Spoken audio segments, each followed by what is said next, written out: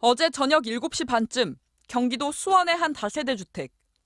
소방대원들이 계단을 급하게 올라가더니 뒤이어 구급차가 도착합니다. 이 주택 4층에 사는 40대 남성이 옆집에 혼자 사는 30대 남성을 숨지게 한 겁니다. 자꾸 싸움 하더래. 거의 119가 세대가 오고.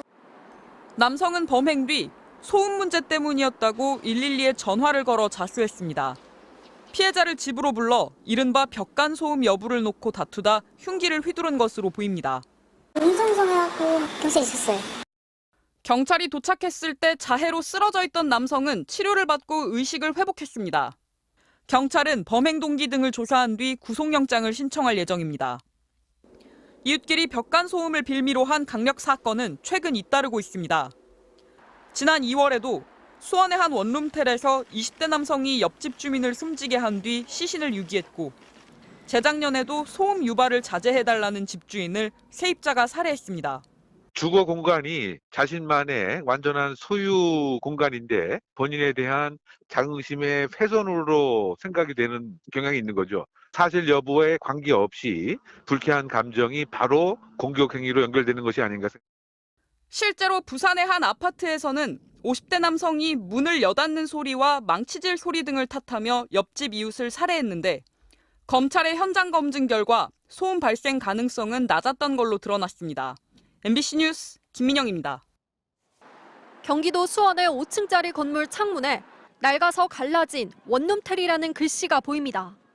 이곳에 살던 20대 남성이 옆집 주민을 살해한 혐의로 긴급 체포됐습니다. 남성 한 명을 문 개방 필요 이렇게 경찰에서 접수한 거예요. 남성은 사흘 전인 24일 밤 10시쯤 원룸텔 복도에서 피해자와 말다툼을 벌이다 자신의 집으로 끌어들여 살해한 혐의를 받고 있습니다. 벽 사이로 소음이 들린다는 이른바 벽간 소음 문제가 발단인 것으로 전해졌습니다. 인사도 잘 안 하는 사람도 많아요. 방금 되긴 되는데 막 그렇게 잘 되진 않아요. 통화하는 소리 들리고. 남성은 피해자의 시신을 자신의 집 화장실에 유기했다가 다음 날 경찰에 자수했습니다. 직업이 없는 것으로 알려진 이 남성은 경찰에서 평소에도 소음 문제로 피해자와 여러 차례 다퉜다고 말했습니다. 또 범행 후 양심의 가책이 느껴지고 두려워서 자수했다고 진술했습니다. 경찰은 이 남성이 복도에 있던 CCTV 영상을 삭제하려 한 정황이 있는지도 확인 중이라며 구속영장을 신청했다고 밝혔습니다. MBC 뉴스 김정우입니다. 지은 지 8개월 된 경기 고양시의 한 LH 임대아파트.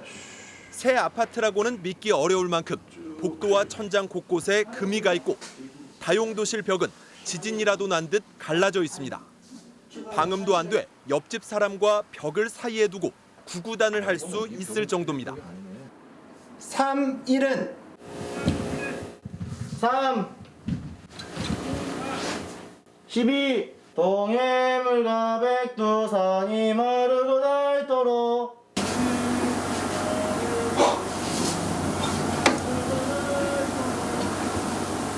세대 간 벽체에는 보통 콘크리트를 쓰는데 이 아파트엔 특이하게도 석고 보드를 사용했기 때문입니다.